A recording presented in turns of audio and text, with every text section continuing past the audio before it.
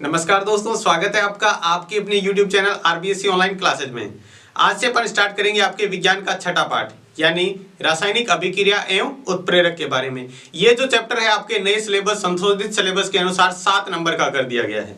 तो 7 नंबर आपको पूरे के पूरे किस तरह से हासिल करने हैं वो अपन इस वीडियो में जानेंगे। तो वीडियो को पूरा देखिएगा अगर आप इस चैप्टर को बहुत ही अच्छी तरीके से समझना चाहते हैं, जिसमें आप रासायनिक अभिक्रिया वाला बच्चों को बहुत ज्यादा प्रॉब्लम करता है उस पार्ट को, तो उसको पूरा का पूरा आपको इसमें सॉल्व कर दिया जाएगा। आप चाहे आपको पहले रासायनिक अभिक्रिया आती हो या नहीं आती हो, आपको ये चैप्टर बहुत ही अच्छी तरीके से समझ में आ जाएगा।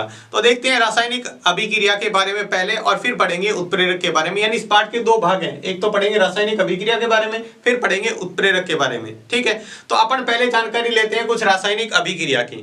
ठीक है, तो इसके अंदर अपन देखें तो पदार्थ के अंदर परिवर्तन होते हैं वो 2 तरह के होते हैं। पदार्थ में जो परिवर्तन है वो 2 तरह के होते हैं। किस तरह के? वैसे तो अपने डेली लाइफ में बहुत सारे ऐसे परिवर्तन देखते हैं, रासायनिक अभिक्रियाएं देखते हैं, जो कुछ क्या होती है भौतिक परिवर्तन के तौर पर होती है, कुछ रासायनिक परिवर्तन। क्या होता है भौतिक परिवर्तन और रासायनिक परिवर्तन वो देखते हैं। तो देखो इसको 2 भागों में बांटा गया है, यानी 2 तरह के परिवर्तन होते हैं, भौतिक और रासायनिक परिवर्तन। ठीक है, तो पहले देख लेते हैं भौतिक परिवर्तन। भौतिक परिवर्तन आपको मैंने बताया कि जो पदार्थ के अंदर परिवर्तन है वो 2 तरह के होते हैं, एक होता है भौतिक परिवर्तन और दूसरा होता है रासायनिक परिवर्तन। रासायनिक परिवर्तन, ठीक है, इनको आपको बहुत ध्यान से समझना है। ठीक है, क्योंकि रासायनिक परिवर्तन पर ही आधारित अपनी क्या है रासायनिक अभिक्रियाएं हैं। तो पहले अपन देखते हैं इसके कुछ गुण देख लेते हैं या क्या होते हैं। भौतिक परिवर्तन किसे कहते हैं? जिसमें पदार्थ के भौतिक गुणों में परिवर्तन होता है। पदार्थ के भौतिक गुणों में परिवर्तन,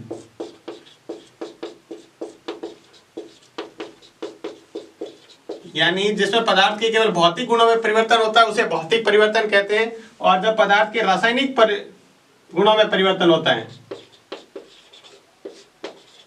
पदार्थ के रासायनिक गुणों में परिवर्तन, रासायनिक गुणों में परिवर्तन, वो रासायनिक परिवर्तन कहलाता है। दूसरा देखो पॉइंट यहाँ पर, ये इसके साथ में गुण भी आप लिख सकते हैं और परिभाषा भी यहां से बना सकते हैं। भौतिक परिवर्तन जिसमें पदार्थ के भौतिक गुणों में परिवर्तन होता है, रासायनिक परिवर्तन पदार्थ के रासायनिक गुणों में परिवर्तन होता है। दूसरी बात करें तो ये क्या होते हैं? अस्थायी होते हैं।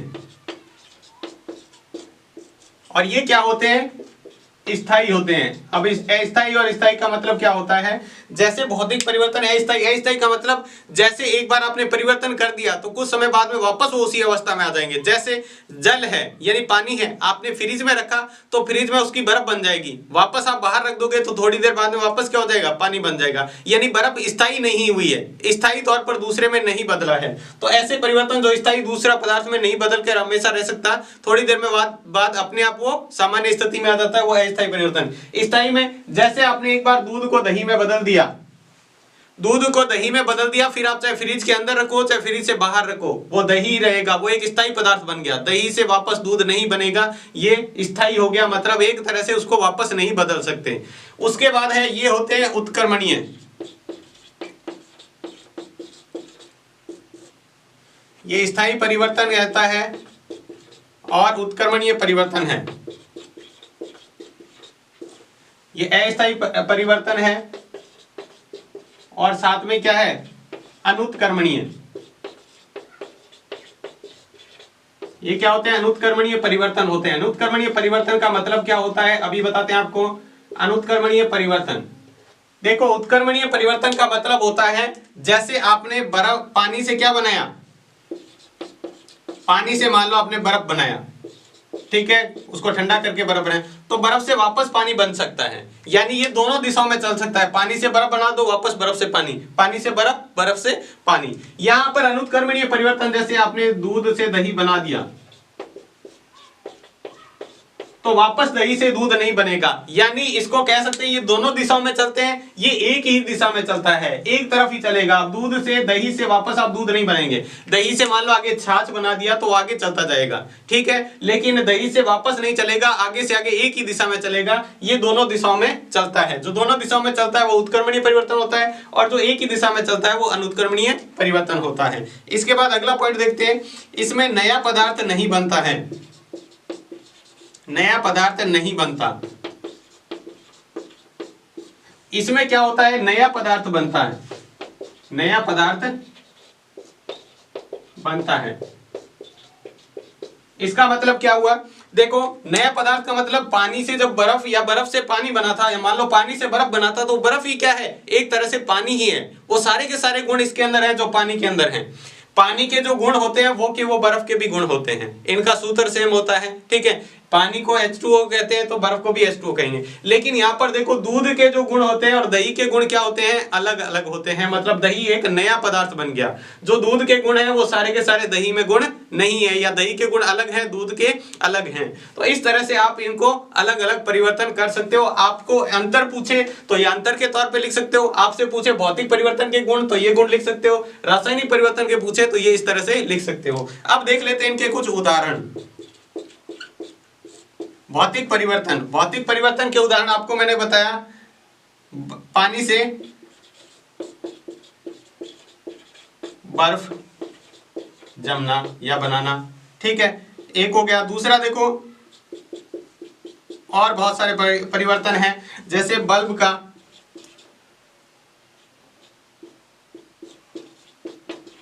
जलना, स्विच को ऑन करेंगे तो जल जाएगा, स्विच को ऑफ कर देते हैं तो वापस बुझ जाएगा, यानी वापस परिवर्तन हो जाएगा। एक तीसरा देखो मोम का पिघलना, मोम का पिघलना। तो मोम को पिघालते हैं तो क्या बन जाएगा, लिक्विड बन जाएगा, लेकिन उसको वापस ठंडा करेंगे तो वापस जम जाएगा। चौथा है देखो एक और परिवर्तन आप बताएंगे, पानी में चीनी मिलना, मिलना या घुलना। बताओ ये कौन सा परिवर्तन है। पानी में अगर चीनी घोल दिया तो कौन सा परिवर्तन है। अगर आपने पानी में चीनी घोल दिया तो क्या वापस चीनी से पानी अलग कर सकते हो, बिल्कुल कर सकते हो। ये रासायनिक परिवर्तन नहीं है।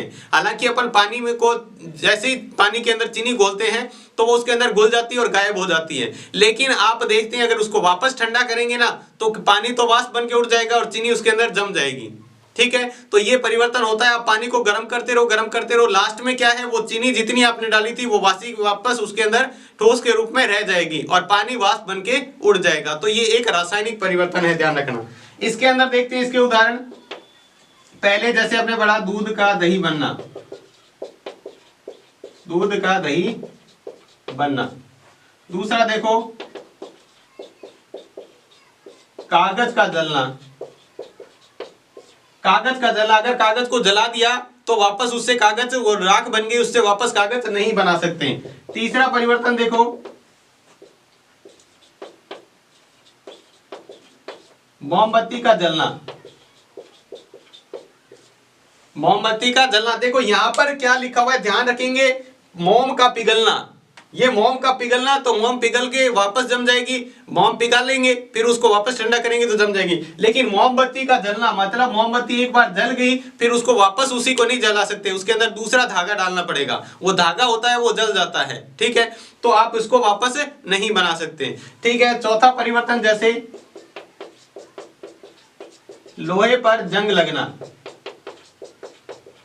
कौन सा हो गया, लोहे पर जंग लगना। लोहे पर जंग लग गया एक बार तो लोहा खराब हो जाएगा, फिर आप उसको हटा नहीं सकते उस जंग को, वापस उसको लोहा वैसा का वैसा नहीं बना सकते। या तो आप उसको इतना जितना जितना जंग लगा है उतना लोहे को ही हटा दो तो वो वापस काम का होगा, नहीं तो उसका जंग लग गया वो तो क्या हो गया, खराब हो गया, वापस उसको वहां से अलग नहीं किया जा सकता।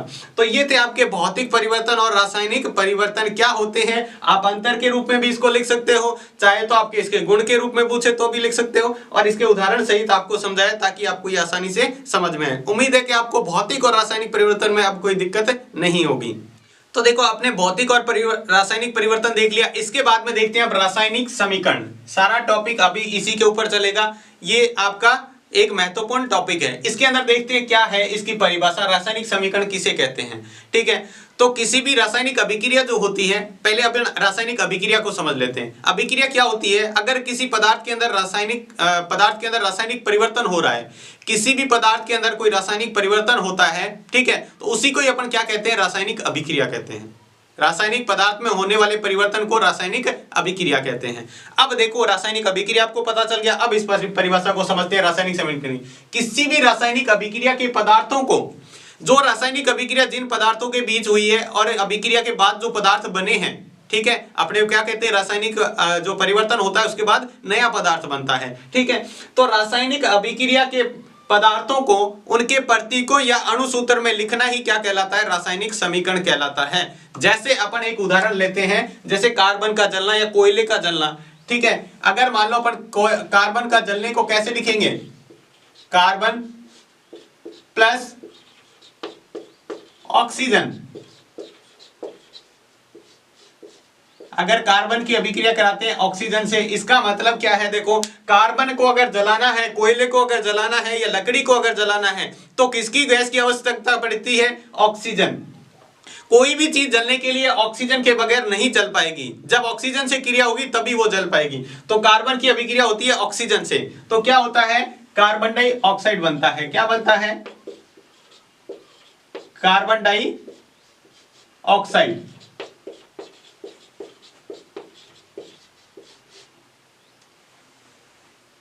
कार्बन डाइऑक्साइड बनता है। अगर कार्बन की अभिक्रिया किससे होती है? ऑक्सीजन की, तो ऑक्सीजन से, तो क्या बनता है? Carbon dioxide. ठीक है, अब देखो ये अभिक्रिया इस तरह से लिखना, कार्बन फिर ऑक्सीजन कार्बन डाइऑक्साइड, ये रासायनिक समीकरण बहुत बड़ी बड़ी होती हैं, तो इसमें इसका नाम लिखना क्या हो जाता है? काफी बड़ा हो जाता है और इसमें समय भी ज्यादा लगता है। तो इसको बचत करने के लिए अपन क्या करते हैं? इन पदार्थों को, ये एक पदार्थ है, दूसरा पदार्थ ये है और ये एक नया पदार्थ बना है कार्बन डाइऑक्साइड। ठीक है, इसको इसमें लिखने की बजाय क्या करो? इनके प्रतीक को या अणुसूत्र में लिख दो। अब आपको पता है कार्बन का प्रतीक क्या होता है? C प्लस ऑक्सीजन का प्रतीक क्या होता है? O2। ऑक्सीजन एक अणु विद्यमान नहीं होता, हमेशा दो अणुओं के रूप में रहता है। ठीक है, और इनसे मिलकर क्या बनेगा? CO2 यानी कार्बन डाइऑक्साइड।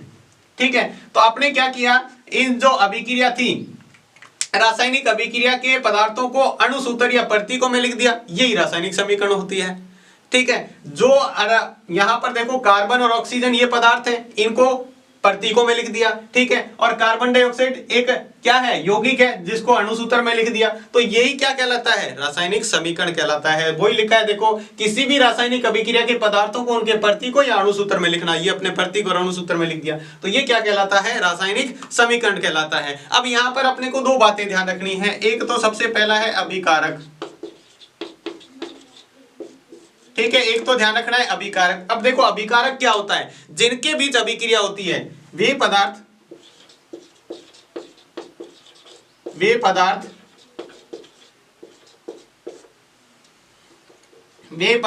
जिनके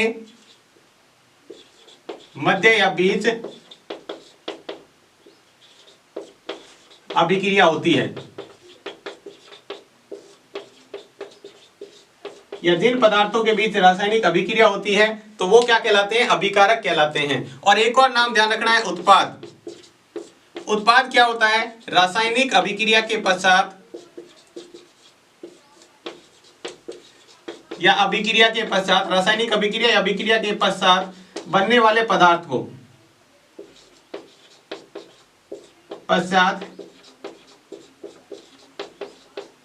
बनने वाले पदार्थों को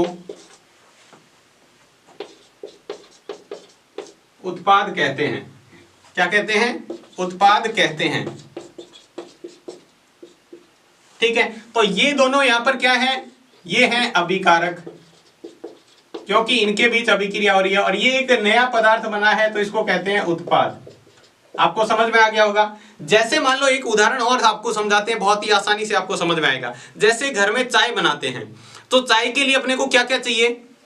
अपने को पानी चाहिए, दूध चाहिए, चाय पत्ती चाहिए, चीनी चाहिए, ये चारों चीजें चाहिए। ठीक है, और पानी चाहिए, 5 चीजें चाहिए। तो ये पांचों चीजें क्या है? अभिकारक है। ये क्या है, अभिकारक। इनके बीच में अभिक्रिया होती है, अपन इनको गर्म करते हैं तो फिर अपना जो उत्पाद बनता है उसको अपन चाय कहते हैं। तो चाय यहाँ पे क्या हो गया, उत्पाद हो गया, और बाकी सारे क्या हो गए, जो अपने सारी चीजें मिलाई थी वो अभिकारक हैं। तो ऐसे ही अपन बात करें रासायनिक अभिक्रिया के अंदर, तो रासायनिक अभिक्रिया जिन पदार्थों के बीच में होती है वो कहलाती है अभिकारक, और जो पदार्थ बनते हैं वो क्या कहलाते हैं, उत्पाद। यानी सीधी सी बात करें, हमेशा तीर का निशान ऐसे है, तीर के निशान के बाईं तरफ, ये इधर वाला है बायां भाग, बाईं तरफ अभिकारक होते हैं, तीर के निशान के दाईं तरफ यानी जिधर तीर जा रहा है वो होता है उत्पाद होता है। ये आपको अच्छी तरह ध्यान रखना है, ठीक है। तो रासायनिक अभिक्रिया किसे कहते हैं, ठीक है, आपको समझ में आ गया। और रासायनिक अभिक्रिया ये इस तरह से लिखते हैं, और भी बहुत सारी अभिक्रिया आप लिख सकते हैं। जैसे मान लो मैंने एक और लिखी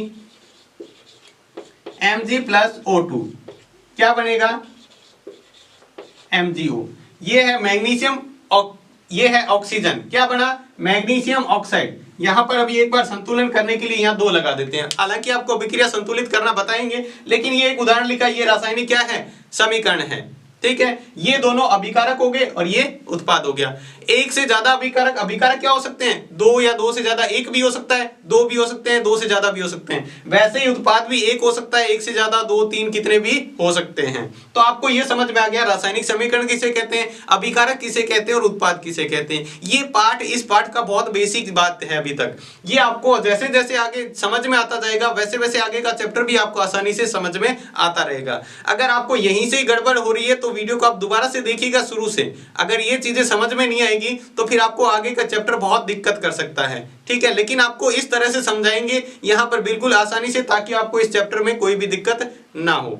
तो रासायनिक समीकरण के बारे में अब देख लिया। अब देखते हैं रासायनिक समीकरण लिखने के चरण क्या हैं, यानी किस तरह से रासायनिक समीकरण कोई भी लिखी जाती है। तो इसके कुछ चरण हैं, आपको इनको फॉलो करते हुए रासायनिक समीकरण लिख सकते हैं। तो देखो किस तरह से, सबसे पहले क्या करना है, पहला पॉइंट है अभिकारक तथा उत्पाद के बीच तीर का निशान लगाना। देखो कैसे, मान लो इस तरफ अभिकारक लिखे हुए हैं,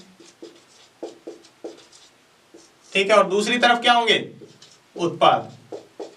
इनके बीच में क्या करना है, आपको इस तरह से तीर का निशान लगाना है, यानी ये अभिकारक है, इनके बीच में क्रिया हुई और ये उत्पाद बना, ठीक है। सबसे पहला पॉइंट यही है, अभिकारक और उत्पाद के बीच क्या करना, तीर का निशान लगाना, पहला पॉइंट।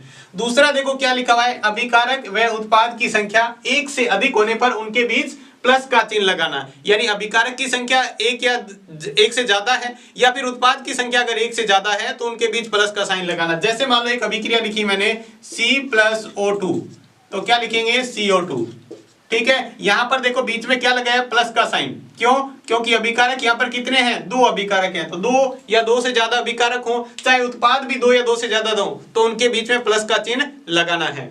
इसके बाद अगला पॉइंट देखते हैं, तीसरा। तो देखो तीसरे नियम में क्या है, इसको द्रव्यमान संरक्षण नियम भी कहते हैं। क्यों कहते हैं द्रव्यमान संरक्षण नियम, क्योंकि क्या है, यहाँ अभिकारकों का द्रव्यमान तथा उत्पाद का द्रव्यमान हमेशा क्या होता है, बराबर होता है। यानी जितना अभिकारकों का द्रव्यमान होता है, एक बार के लिए आप उस द्रव्यमान को भार समझ सकते हैं, यानी जितना अभिकारकों का भार होता है उतना का उतना उत्पाद का भी भार होता है। या फिर कह दे जितने अणुओं की संख्या, परमाणुओं की संख्या अभिकारक में होती है उतने के उतने उत्पाद में भी होती है, ठीक है। तो इसे द्रव्यमान संरक्षण नियम भी कहते हैं, या द्रव्यमान संरक्षण नियम कहते हैं इसे। उदाहरण से समझते हैं, देखो इसको, मान लो आपको क्या है, 1 किलो लकड़ी जलाई आपने, ठीक है। 1 किलो अगर लकड़ी जलाते हैं, ठीक है, 1 केजी लकड़ी, 1 केजी लकड़ी है, लकड़ी जलाने पर क्या बनता है, राख बनती है, ठीक है। क्या 1 किलो लकड़ी जलाएंगे तो 1 किलो राख बनेगी, तो आपका उत्तर क्या होगा, बिल्कुल नहीं। अगर 1 किलो लकड़ी जलाते हैं तो राख 1 किलो नहीं बचती है, ठीक है। तो फिर आपने तो यही कहा, द्रव्यमान संरक्षण का नियम तो ये होना चाहिए कि अगर ये 1 केजी है तो ये भी कितना होना चाहिए, 1 केजी होना चाहिए। तो इसका नियम, उत्तर पूरा क्या होगा, राख के साथ साथ जो आपका धुआं था, यानी कार्बन डाइऑक्साइड जो धुआं निकला था, अगर धुएं को भी जोड़ लें, जितना धुआं निकल रहा है उसको भी स्टोर करके रखें, और राख दोनों को, उत्पाद 2 बने, देखो लकड़ी 1 को जला, उत्पाद 2 बने, एक तो राख बना है और दूसरा क्या बना है, उसका जो धुआं है, दोनों को अगर ऐड करेंगे और फिर उसको तोलेंगे तो फिर वो 1 केजी होगा, ध्यान रखना। तब ये क्या है, इसमें अभिकारक 2 है, उत्पाद 2 है, ध्यान रखना। अपने 1 को तोलेंगे तो निश्चित तौर पे कम होगा, तो अपने को ध्यान रखना है। द्रव्यमान संरक्षण का नियम ये कहता है कि जितना अभिकारकों का द्रव्यमान होता है उतना ही उत्पाद का भी द्रव्यमान होता है। इसके बाद अगला देखो, चौथा जो चरण है उसके अंदर क्या है, दोनों तरफ अणुओं की संख्या को बढ़ा या घटाकर समीकरण को संतुलित करना। यानी अभिक्रिया संतुलित नहीं है, समीकरण संतुलित नहीं है, तो पहले उसको संतुलित अपन करेंगे, मतलब अपन करते हैं संतुलित। ठीक है, इस प्रकार अभिक्रिया को या इस प्रकार समीकरण को संतुलित करना क्या कहलाता है? अनुमान विधि कहते हैं या फिर हिट एंड ट्रायल विधि कहते हैं। इसको अनुमान विधि भी कहते हैं या हिट एंड ट्रायल विधि भी कहा जाता है। अभिक्रिया को संतुलित, देखो इसमें कोई नियम नहीं है कि इस तरह से होगा, बस आपका दिमाग यूज करना होता है, सीधा देखकर और इसका उत्तर लिखना होता है। जैसे उदाहरण के लिए मैंने एक उदाहरण आपको लिखा था Mg+O2, ठीक है, यहां पर लिखा मैंने MgO। अब देखो इसको ध्यान से समझते हैं। यहां पर देखो मैग्नीशियम का कितना अणु है? एक, यहां पर भी एक है, चलो ठीक है। ऑक्सीजन के 2 अणु है, यहां पर देखो 2 अणु है ना, यहां पर कितना है? एक ही है। तो आप ऐसे नहीं अपनी मर्जी से यहां लगा देंगे, यहां लगाते तो सूत्र ही गड़बड़ हो गया, अणुसूत्र। अणुसूत्र में आप कुछ भी चयन नहीं कर सकते, आपको सिर्फ यहां गुणा में आगे लिख सकते हैं 2। तो मैंने क्या किया, यहां पर 2 आगे गुणा में लिख दिया। तो 2 सिर्फ ऑक्सीजन के आगे बीच में भी नहीं लगा सकते, आपको इसके आगे लिखना पड़ेगा। यहां 2 लगाने से क्या हुआ कि ये मैग्नीशियम के भी अणु 2 हो गए, ऑक्सीजन के 2 हो गए, 2 को इससे गुणा करो 1 से, ये हो गया। ऑक्सीजन के 2 हो गए, मैग्नीशियम के भी 2 हो गए, और लेकिन मैग्नीशियम का यहाँ कितना है? 1 ही है। तो यहाँ पर भी अपन क्या लगा देंगे? 2 लगा देंगे। तो ये अभिक्रिया क्या हो गई? संतुलित हो गई। देखो मैग्नीशियम के 2 अणु, इधर भी मैग्नीशियम के 2 अणु, इधर ऑक्सीजन के 2 अणु, इधर भी ऑक्सीजन के 1 अणु, ये रहा, इसको 2 से गुणा करेंगे तो 2 अणु हो गया। ठीक है, तो इस तरह से अपन अभिक्रिया को संतुलित करते हैं। देखो इसमें कोई नियम नहीं लगा है कि यहाँ पर इसमें हमेशा 2 की गुणा कर देंगे या कोई भी सूत्र, ऐसा नहीं है। सीधा आप अनुमान लगाकर यानी अपना दिमाग लगाकर इसका उत्तर देते हैं, इसलिए इसको अनुमान विधि या हिट एंड ट्रायल विधि कहते हैं। तो ये था इसका चौथा चरण। इसके बाद अगला चरण देखते हैं, 5वां चरण। देखो क्या दिया हुआ है, हाइड्रोजन व ऑक्सीजन को छोड़कर दूसरे परमाणुओं को पहले संतुलित करना। अगर किसी समीकरण के अंदर हाइड्रोजन और ऑक्सीजन आ रहे हैं तो उनको छोड़ दो, बाकी जो परमाणु है पहले उनको संतुलित करना। ऐसा करने से क्या होता है, कभी कभी अभिक्रिया वैसे ही हाइड्रोजन और ऑक्सीजन अपने आप ही संतुलित हो जाते हैं। नहीं तो पहले इनको संतुलित करें, फिर हाइड्रोजन और ऑक्सीजन को संतुलित करना है। तो देखो आपको एक अभिक्रिया दी हुई है, C5H8+O2 बराबर दिया हुआ है, उत्पाद है CO2 और H2O। आपको इसको संतुलित करना है। तो मैंने क्या कहा, आपको हाइड्रोजन को छोड़ दो और ऑक्सीजन को छोड़ दो। ठीक है, पहले इसके अलावा जो बचा हुआ है पहले इसको संतुलित करना। तो यहाँ हाइड्रोजन और ऑक्सीजन, देखो ये हाइड्रोजन है, इसको छोड़ दो, ऑक्सीजन को छोड़ दो। ठीक है, इधर ऑक्सीजन और हाइड्रोजन को छोड़ दो, बाकी को संतुलित करते हैं। तो बाकी को संतुलित करेंगे, देखो यहाँ कार्बन कितने हैं, सॉरी 3 कार्बन कितने हैं, यहाँ पर 3 कार्बन है अभिक्रिया में, या 3 कार्बन है, 3 कार्बन है। तो यहां पर देखो कार्बन कितना है, यहां पर 1 है, कार्बन 1 है, ऑक्सीजन 2 है। पहले मैं अभिक्रिया में बता देता हूं आपको, देखो किस तरह से। कार्बन यहां पर 3 है, हाइड्रोजन 8 है, ऑक्सीजन 2 है। ठीक है, इधर उत्पाद की बात करें, 1 कार्बन ये, ऑक्सीजन 2 ये, हाइड्रोजन 2 ये, और ऑक्सीजन 1 ये रहा। यानी इसके अंदर कुल कितने ऑक्सीजन है, इधर 3 है।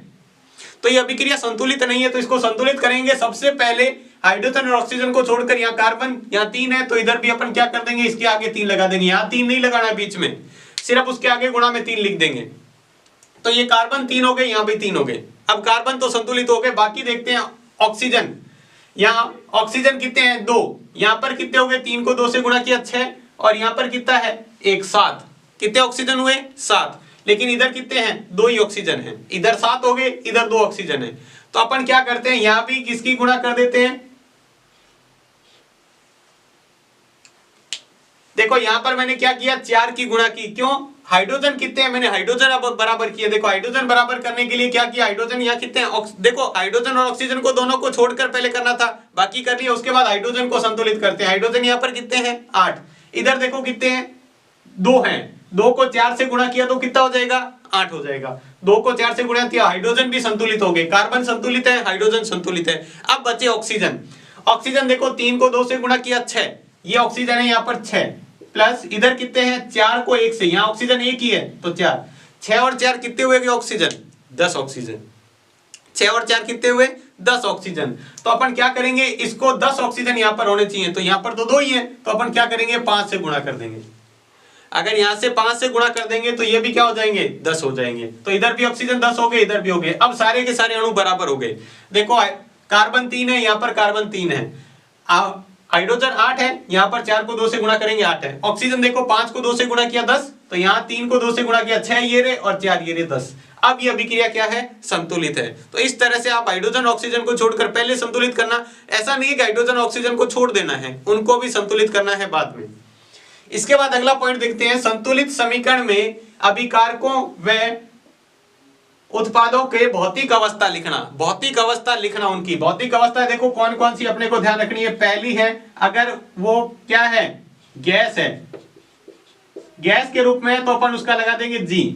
दूसरा देखो अगर वो द्रव अवस्था में है तो उसका लगा देंगे L मतलब लिक्विड। और तीसरा देखो यहां पर है अगर ठोस अवस्था में है तो इसका लगा देंगे S, S मतलब सॉलिड। चौथी एक और ध्यान रखना है, अगर कोई जलीय विलयन है, इसका जलीय विलयन है तो उसका लगा देंगे AQ।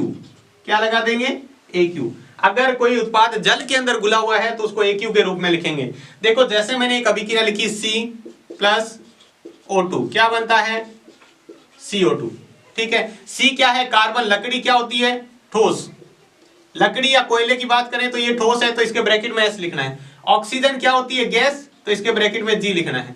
CO2 क्या होता है, धुआं यानी गैस के रूप में, तो इस तरह से समझ में आया। तो साथ में अगर अभिक्रिया संतुलित है, अब देखो ये संतुलित है या नहीं है पहले चेक करना है। कार्बन 1 है, इधर भी कार्बन 1 है, ऑक्सीजन 2 है, इधर भी 2 है, तो अभिक्रिया संतुलित है। अगर अभिक्रिया आपने संतुलित कर ली तो फिर इसकी भौतिक अवस्था लिखना। तो अभिक्रिया भौतिक अवस्था लिखी। एक और उदाहरण लेते हैं, जैसे मैंने लिया CaO, चूना, बिना बुझा हुआ चूना, ये क्या होता है, ठोस, तो ये S लिखा, ठोस के कारण S लिखा। दूसरा देखो मैंने इसकी अभिक्रिया कराई जल के साथ, H2O, H2O क्या होता है, लिक्विड यानी द्रव, बनेगा क्या, CaOH2, बुझा हुआ चूना। कैल्शियम हाइड्रोक्साइड, ये कैल्शियम ऑक्साइड है, इसकी अभिक्रिया जल से कराई तो ये क्या बना, ये AQ के रूप में है। AQ मतलब जल में घुला हुआ है, ये इसका जलीय विलयन है। ये अगर कोई चीज जलीय विलयन में जल में घुली हुई है तो उसको AQ के रूप में लिखेंगे। अब देख लेते हैं अभिक्रिया संतुलित है या नहीं है। देखो कैल्शियम 1 है, यहाँ पर भी 1 है, ऑक्सीजन एक ये रहा 2 ऑक्सीजन है, यहाँ पर भी देखो ऑक्सीजन 2 है, हाइड्रोजन 2 है, यहाँ पर भी हाइड्रोजन 2 है। इस ब्रैकेट का लगाने का मतलब है ब्रैकेट के अंदर जो भी है उनकी 2 से गुणा करनी है, ऑक्सीजन की भी 2 से गुणा, हाइड्रोजन की भी 2 से गुणा, तो अभिक्रिया क्या हो गई, संतुलित हो गई। तो इस तरह से इनकी भौतिक अवस्था भी लिखना इंपॉर्टेंट है। उसके बाद अगला जो चरण है, अभिक्रिया उत्क्रमणीय होने पर दोनों दिशाओं में तीर का निशान लगाना। उत्क्रमणीय परिवर्तन अपने पढ़े थे, जो दोनों दिशाओं में चलते हैं, जैसे बर्फ से पानी और पानी से बर्फ। जैसे मान लो कोई अभिक्रिया हुई A+B, ठीक है, और C+D बना, और C+D से वापस A+B बनाया जा सकता है, तो तीर का निशान किस तरह से लगाना, ध्यान से देखना है। ये इस तरह से, एक तरफ ऐसे और दूसरी तरफ ऐसे, ठीक है, इसी तरह आपको तीर का निशान लगाना, आधा एक तरफ और आधा दूसरी तरफ। ठीक है, अगर अभिक्रिया उत्क्रमणीय है, उत्क्रमणीय का मतलब होता है जो दोनों दिशाओं में अभिक्रिया चलती है, वो क्या होती है, उत्क्रमणीय अभिक्रिया होती है। इसके बाद अगला पॉइंट देखते हैं, 8वां पॉइंट, अभिक्रिया के लिए आवश्यक ताप, दाब व उत्प्रेरक को तीर का निशान के ऊपर लिखना। उत्प्रेरक को तीर के निशान पे, आवश्यक ताप, दाब। कुछ अभिक्रिया ऐसी होती है जिसमें ताप की जरूरत पड़ती है, कुछ अभिक्रिया ऐसी होती है जिसमें दाब की जरूरत पड़ती है, तो उनको तीर के निशान के ऊपर लिखा जाता है। जैसे मान लो आपको घर के अंदर चाय बनानी है, तो चाय बनाने में आप नमक जो भी डालते हैं, चीनी डाल दिया, पानी डाल दिया, दूध डाल दिया, चाय पत्ती डाल दी, ये सारे डाल दिए जो जो सामान, अगर उसको गर्म नहीं करेंगे, उसको ताप नहीं देंगे, तो क्या चाय बन जाएगी, नहीं बनेगी। तो कुछ अभिक्रिया ऐसी होती है जिनमें ताप, दाब और उत्प्रेरक की जरूरत पड़ती है, तो उनको तीर के निशान के ऊपर लिखना। जैसे मान लो एक अभिक्रिया है N2 यानी नाइट्रोजन गैस प्लस H2 यानी हाइड्रोजन गैस, ये अभिक्रिया होती है तो क्या बनता है, NH3, ये गैस है अमोनिया। ठीक है, तो ये क्या अभिक्रिया सीधी हो जाएगी, क्या नहीं, इसके लिए कुछ ताप दाब की जरूरत पड़ेगी। कौन कौन से, देखो 773 केल्विन दाब की और 200 ATM दाब की जरूरत पड़ेगी, तब ये अभिक्रिया होगी। हाइड्रोजन और ऑक्सीजन मिलकर क्या बनाएंगे, अमोनिया। इसको देखो संतुलित कर लेते हैं। यहां पर देखो नाइट्रोजन कितने हैं, 2, यहां पर 1 है, तो यहां इसके आगे 2 लगा दिया, तो नाइट्रोजन 2 हो गए, लेकिन हाइड्रोजन कितने हो गए, 6। हाइड्रोजन देखो 2 को 3 से गुणा करेंगे तो 6, तो यहाँ भी 6 कर दो, यहाँ 3 लगा दो, तो ये अभिक्रिया संतुलित हुई। अब ये सारे चरण करने के बाद में अपने अभिक्रिया संतुलित करना भी सीखेंगे। आप टेंशन मत लें कि अभिक्रिया संतुलित करना आपको नहीं है, वो भी आपको सिखाया जाएगा, आप देखते रहे लगातार। तो ये देखो इस तरह से अभिक्रिया के क्या कर लिखना, अगर ताप की जरूरत है तो उसके ऊपर कितने ताप की जरूरत है वो इसके ऊपर लिखना, दाब की जरूरत है, जैसे इसमें ताप और दाब दोनों की जरूरत है तो दोनों लिख दिए इसके ऊपर। ठीक है, अगर मान लो और उत्प्रेरक की जरूरत पड़ती है तो उत्प्रेरक भी तीर के निशान के ऊपर लिखना। तो ये हो गया आपके 8 चरण। इसके बाद देखते हैं इसका अगला अंतिम चरण। अंतिम चरण देखो अभिक्रिया लिखने का, रासायनिक समीकरण लिखने का क्या है, ऊष्माक्षेपी व ऊष्माशोषी अभिक्रिया के लिए उत्पाद के साथ प्लस या माइनस लगाकर उष्मा की मात्रा लिखना। ठीक है, जैसे मान लो ये अभिक्रिया है N2 + 3H2 बराबर 2NH3। इसमें क्या है, ये उष्मा क्षेपी अभिक्रिया है, उष्मा क्षेपी, और ये क्या है, उष्मा शोषी अभिक्रिया। कैसे पता चला, देखो उष्मा क्षेपी और उष्मा शोषी का, जिसमें प्लस में साथ में ये देखो ये क्या है, उष्मा लिखी हुई है, उष्मा की मात्रा, यानी इस अभिक्रिया को लिए कितनी उष्मा की मात्रा, उष्मा मतलब उसको कितना गर्म करना पड़ेगा, उष्मा देनी पड़ेगी, कितनी गर्मी देनी पड़ेगी उसको, तो ये लिखा हुआ इसकी मात्रा। अगर प्लस में लिखी हुई है तो यही तो देखो लिखा हुआ है, उष्मा क्षेपी और उष्मा शोषी अभिक्रिया के लिए उत्पाद के साथ प्लस या माइनस लगाकर उष्मा की मात्रा लिखना। तो अगर प्लस में लिखी हुई है तो वो उष्मा क्षेपी अभिक्रिया होगी, और अगर माइनस में लिखा हुआ है तो वो उष्मा शोषी अभिक्रिया होगी। इसमें क्या होता है, उष्मा का निर्माण होता है।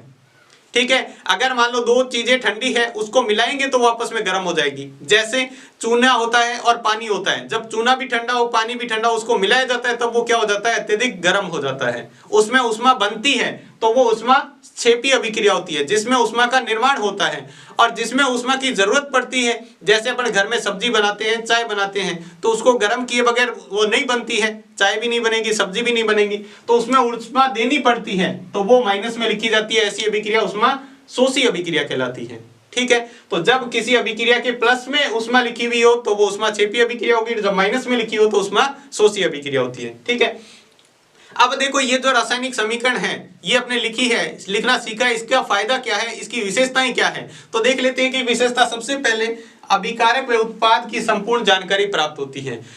अभिकारक के बारे में और उत्पाद के बारे में संपूर्ण जानकारी प्राप्त होती है, उसका द्रव्यमान क्या है, कितने अणु उसके अंदर हैं, तो ये सारी अपने को जानकारी मिलती है।